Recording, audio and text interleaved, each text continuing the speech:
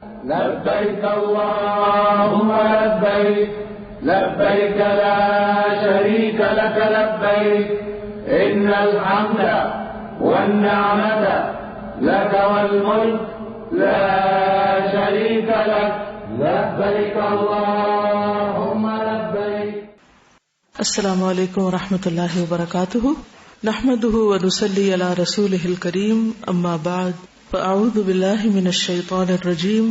بسم الله الرحمن الرحيم.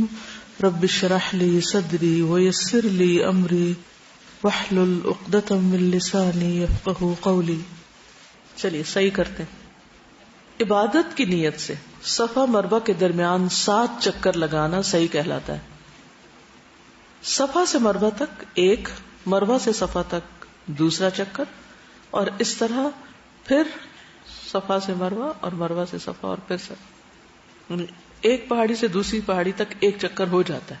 ٹھیک ہے. بعض لوگ 14 چکر لگا لیتے ہیں، تو ایسا نہیں کرنا چاہیے. قرآن مجید میں آتا ہے ان الصفا والمروہ من شعائر اللہ فمن حج البیت او اعتمر فلا جناح علیہ ان یطوف بہما ومن تطوع خیرا فان اللہ شاکر علیم. صفا اور مروہ اللہ کی نشانیوں میں سے ہیں، لہذا جو شخص کعبہ کا حج کرے یا عمرہ کرے تو اس پر کچھ گناہ نہیں کہ وہ ان دونوں کا طواف کرے، اور جو شخص برضا اور رغبت نیکی کا کوئی کام کرے تو بے شک اللہ بڑا قدردان اور ہر بات کو جاننے والا ہے. اب دیکھیں گے کہ بہت سی چیزیں طاق عدد میں ہیں. طواف کے ساتھ چکر ہیں، صفا مروہ کے ساتھ ہیں. اسی طرح اور بھی چیزوں میں اللہ سبحانہ وتعالی چونکہ طاق ہیں تو اس لیے طاق پسند کرتے ہیں. رسول اللہ صلی اللہ علیہ وسلم نے فرمایا ڈھیلے سے استنجا یعنی مٹی سے جو لوگ کرتے ہیں طاق عدد میں ہے. جمرات کو کنکریاں بھی طاق، صفا مروہ کے درمیان سعی بھی طاق عدد ہے، طواف بھی طاق عدد ہے. اور جب بھی تم میں سے کوئی استنجا کرے تو اسے چاہیے کہ طاق عدد سے کرے، یعنی 3 دفعہ دھوئے یا 5 دفعہ یا 7 دفعہ طاق عدد. سعی کا حکم دیا گیا. عاصم احول کہتے ہیں میں نے انس بن مالک سے پوچھا کیا آپ لوگ صفا و مروہ کی سعی کو برا سمجھتے تھے؟ انہوں نے فرمایا ہاں، کیونکہ عہد جاہلیت کا شعار تھا. یہاں تک کہ اللہ تعالیٰ نے آیت نازل فرما دی کہ یہ تو اللہ کی نشانیوں میں سے ہیں، بس جو کوئی بیت اللہ کا حج یا عمرہ کرے اس پر ان کی سعی کرنے میں کوئی گناہ نہیں. وہاں بت بھی رکھے ہوئے تھے اس لیے وہ ناپسند کرتے تھے. ابو بکر بن عبد الرحمن بیان کرتے ہیں کہ میں نے بہت سے اصحاب علم سے تو یہ سنا ہے کہ وہ یوں کہتے تھے کہ عرب کے وہ لوگ جو منات بت کے لیے احرام باندھتے تھے وہ سب صفا مروہ کا طواف کیا کرتے تھے. اور جب اللہ نے قرآن میں بیت اللہ کے طواف کا ذکر فرمایا اور صفا مروہ کا ذکر نہیں کیا تو لوگ کہنے لگے یا رسول اللہ ہم تو جاہلیت کے زمانے میں صفا مروہ کا طواف کیا کرتے تھے، اور اب اللہ نے بیت اللہ کے طواف کا ذکر تو کیا لیکن صفا مروہ کا نہیں کیا، کیا صفا مروہ کی صحیح کرنے سے ہمیں کچھ گناہ ہوگا؟ تب اللہ نے یہ آیت اتاری صفا مروہ اللہ کی نشانیوں میں سے ہے. یہ صحیح بخاری کی روایت ہے. یہ حج اور عمرہ دونوں کا رکن ہے. آپ نے فرمایا کتب علیکم السعی فاسعوا، صحیح ابن خزیمہ، تم پر سعی فرض کی گئی ہے پس سعی کرو. سعی کے بغیر حج نہیں ہوتا نہ عمرہ ہوتا ہے. عائشہ صدیقہ رضی اللہ تعالیٰ عنہ فرماتی ہیں کہ رسول اللہ صلی اللہ علیہ وسلم نے ان 2 پہاڑوں کے درمیان سعی کی سنت کو جاری کیا، اس لیے کسی کے لیے مناسب نہیں کہ اسے ترک کرے.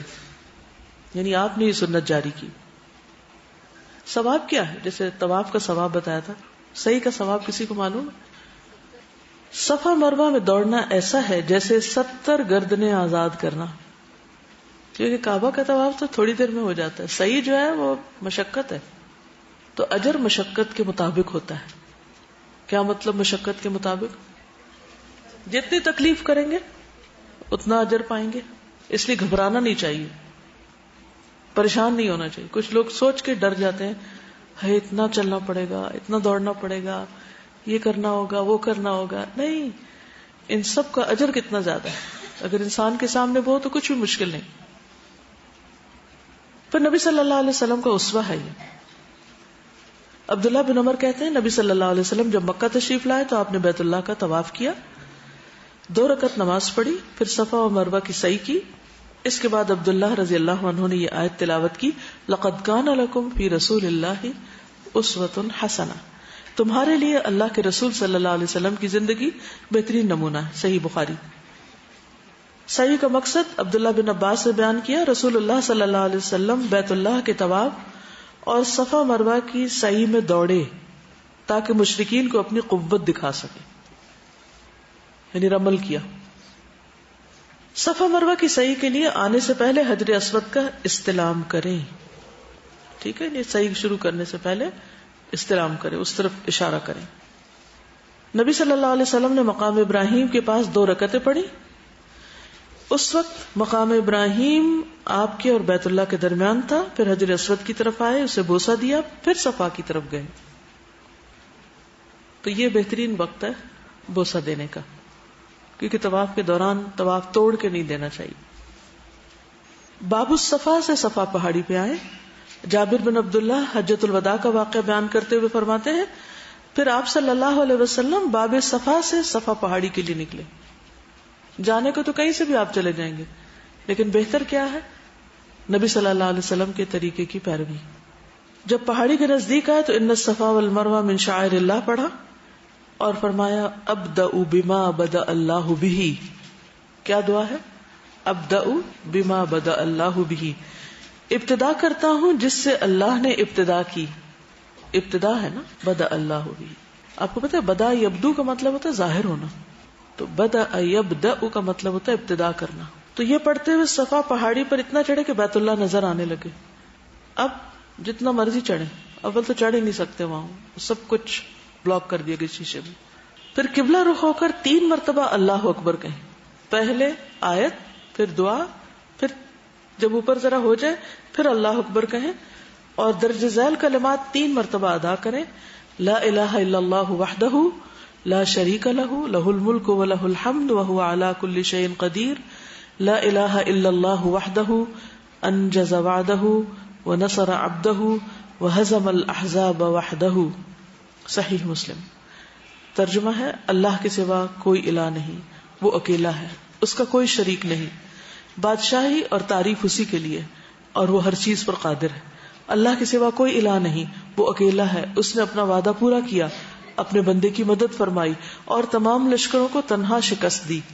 کون سے لشکر؟ دشمنوں کے. دوران صحیح یہ دعا بھی مانگ سکتے ہیں، رب اغفر وارحم وانت الاعز الاکرم. اے میرے رب مجھے معاف فرما، مجھ پہ رحم فرما، تو ہی عزت والا اور بزرگی والا ہے. صفا سے مروہ آتے وقت سب ستونوں کے درمیان دوڑیں. یہ حکم مردوں کے لیے ہے، بعض علماء نے اس کو عام بھی قرار دیا ہے.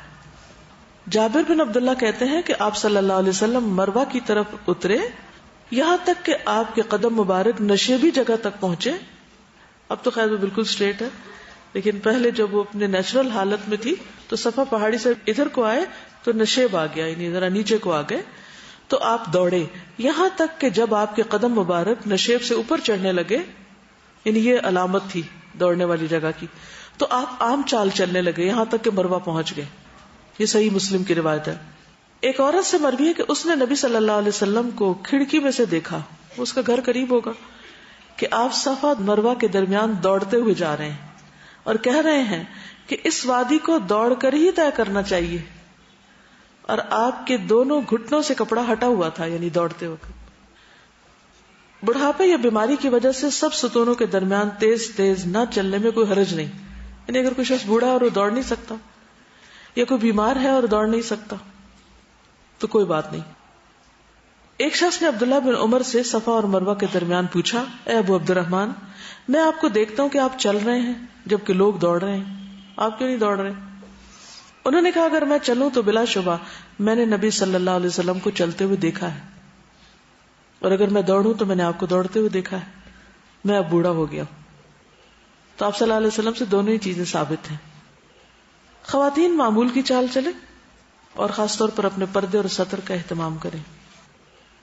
لیکن علامہ البانی کہتے ہیں ان سے جب یہ سوال کیا گیا کہ عورتیں طواف اور سعی میں رمل کریں گی یا نہیں، تو ان کے نزدیک اگر عورت مردوں کے بعد رات کے وقت رمل کرے جب اسے کوئی دیکھ نہ رہا ہو تو یہ درست ہے، لیکن اب رات کو بھی اتنی لائٹس ہوتی ہیں کہ وہ دن کی روشنی سے کم نہیں ہوتا۔ عورت کے لیے صفا مروہ کے درمیان دوڑنا ہے، کیونکہ یہ ابراہیم علیہ السلام کی بیوی کے دوڑنے کی وجہ سے شروع ہوا، تو جو چیز ایک عورت سے شروع ہوئی وہ باقی عورتوں کے لیے بھی ہوگی، وہ اس پہ قیاس کرتے ہیں۔ لیکن اس میں شافعی علماء نے قید لگائی کہ عورت پر حجاب اور ستر فرض ہے، وہ اگر مردوں کی طرح دوڑے گی تو یہ مناسب نہ ہوگا، اور یہ بھی ممکن نہیں کہ صحیح کبھی مردوں سے خالی ہو، تو اس لیے پھر کیا کریں، نہ ہی دوڑے تو بہتر ہے۔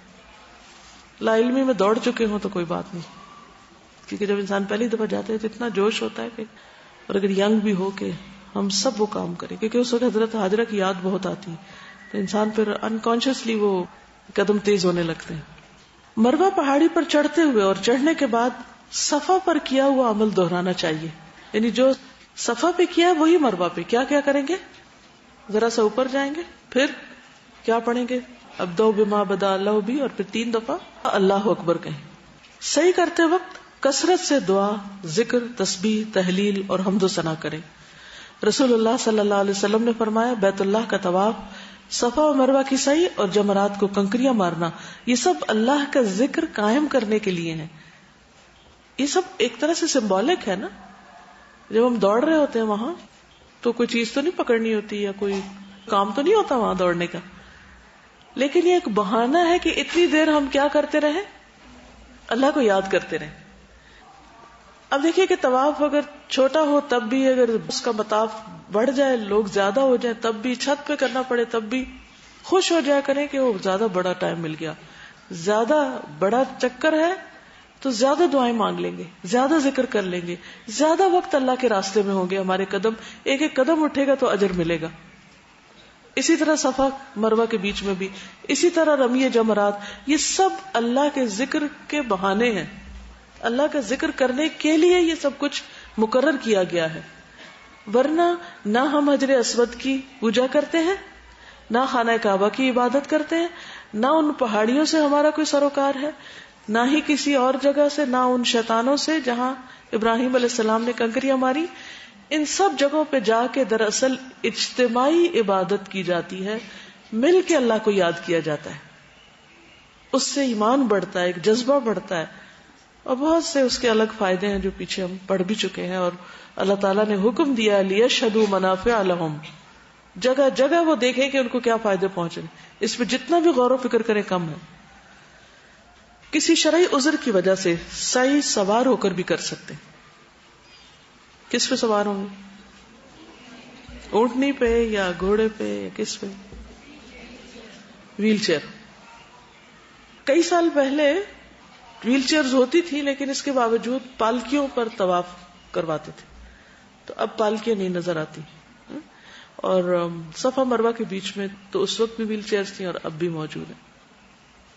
جابر بن عبداللہ کہتے ہیں نبی صلی اللہ علیہ وسلم نے حجۃ الوداع میں اپنی سواری پر سوار ہو کر بیت اللہ کا طواف کیا اور صفا مروہ کی سعی کی تاکہ لوگ آپ کو دیکھ لیں اور آپ ان سے بلند رہیں، وہ سیکھنے کے لیے بھی نا، اور وہ آپ سے مسائل پوچھ سکیں، کیونکہ لوگوں نے آپ کو گھیر رکھا تھا۔ تب اگر آپ ان کے بیچ میں چلتے تو کیا ہوتا، چند لوگوں کو تو آپ نظر آتے اور وہ پیچھے ہی نہ چھوڑتے آپ کا، اور باقی محروم رہ جاتے۔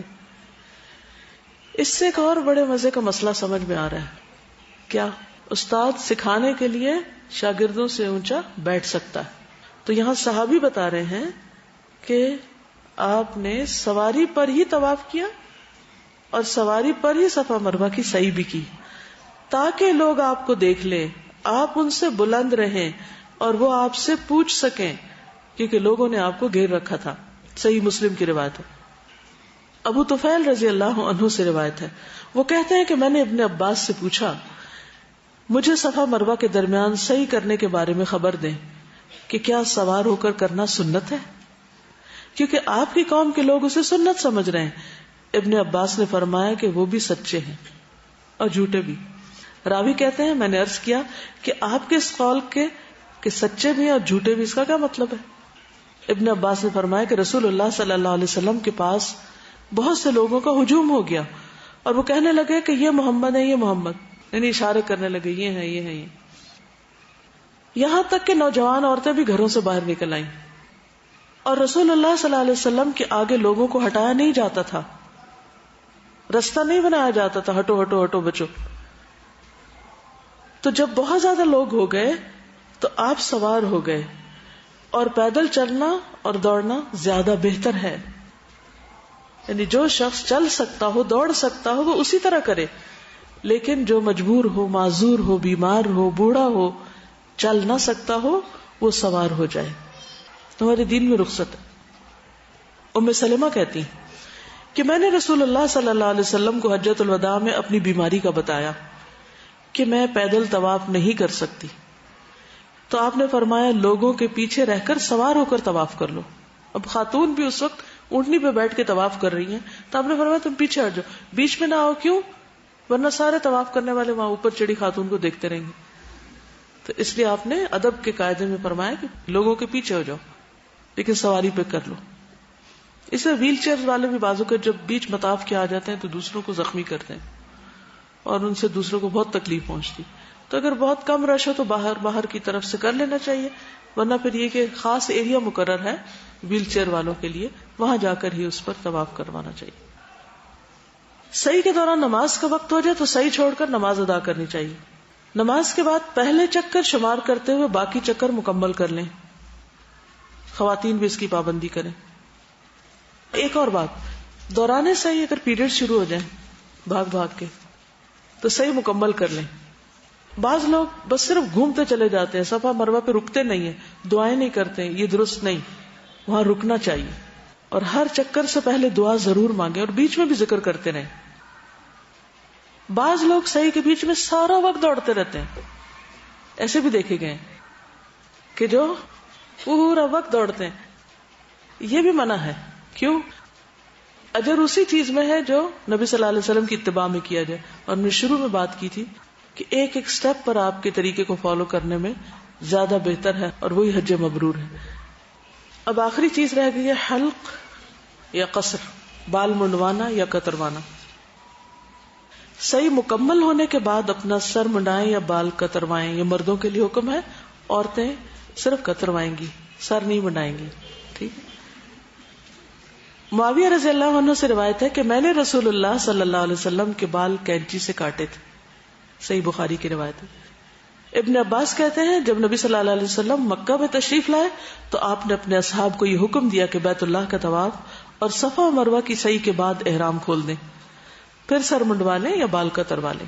مردوں کے لیے بال کتروانے سے زیادہ افضل ہے کہ سر منڈوائیں. ابو ہریرہ رضی اللہ عنہ سے مروی ہے کہ رسول اللہ صلی اللہ علیہ وسلم نے دعا فرمائی، اے اللہ سر منڈوانے والوں کی مغفرت فرما. صحابہ نے عرض کیا اور کتروانے والوں کے لیے بھی، لیکن آپ نے اس مرتبہ بھی یہی فرمایا، اے اللہ سر منڈانے والوں کی مغفرت کر. پھر صحابہ نے عرض کیا اور کتروانے والوں کی بھی. تیسری مرتبہ آپ نے فرمایا اور کتروانے والوں کی بھی مغفرت فرما. خواتین انگلی کے 1 یا 2 پور کے برابر بال کاٹیں. ابن عباس کہتے ہیں عورتوں کے لیے سر منڈانا نہیں ہے، ان کے لیے صرف بال کترنا ہے. بال کاٹنے کے عمل سے الحمدللہ آپ کا عمرہ مکمل ہو گیا. حج تمتع کی نیت کرنے والوں کے لیے احرام کی پابندیاں ختم ہو گئیں، جبکہ حج قران کی نیت کرنے والے بدستور احرام کی پابندیوں میں رہیں گے. ابھی بعض لوگ صحیح کے بعد بال کاٹ کر ادھر ادھر پھینک دیتے ہیں، اس سے پرہیز کریں. اور خواتین تو خصوصاً اپنے بال چھپا کے ڈالیں اس میں کہ کوئی اور نہ دیکھے. اور اگر آپ کے پاس کینچی ہو تو آپ دوسروں کو بھی آفر کریں کہ میں آپ کے بال کاٹ دوں، کیونکہ وہ مدد کرنے کا وقت بھی ہوتا ہے. ٹھیک ہے، اپنے خود بھی کاٹ سکتے ہیں، دوسرے سے بھی کٹوا سکتے ہیں. اب یہ ہے کہ یہ عمرہ حج تمتع والوں کے لیے. قران والے کیا کریں گے؟ اس کے بعد سارے مناسک ادا کریں گے. اس کے بعد جب سارے مناسک ادا کر لیں گے واپس آ کر صرف طواف افاضہ کریں گے، بس دوبارہ صحیح نہیں کریں گے. افراد والے بھی ایک ہی صحیح کریں گے. ٹھیک. تمتع والے 2 صحیح کریں گے. ٹھیک ہے, چلیے اب اجازت. سبحانک اللہم و بحمدک اشہد ان لا الہ الا انت استغفرک و اتوب الیک. السلام علیکم و رحمۃ اللہ. لبيك اللهم لبيك لك لبيك إن الحمد والنعمة لك والملك لا شريك لك. لبيك اللهم لبيك لك لبيك إن الحمد والنعمة لك والملك لا شريك لك. لبيك اللهم لبيك لا شريك لك لبيك إن الحمد والنعمة لك والملك لا شريك لك. لبيك اللهم لبيك لا شريك لك لبيك إن الحمد والنعمة لك والملك لا شريك لك. لبيك اللهم لبيك لا شريك لك لبيك إن الحمد والنعمة لك والملك لا شريك لك. لبيك اللهم لبيك والنعمة لك والملك لا شريك لك. لبيك اللهم لبيك لك لبيك إن الحمد والنعمة لك والملك لا شريك لك. لبيك اللهم لبيك إن الحمد والنعمة لك والملك لا شريك لك. لبيك اللهم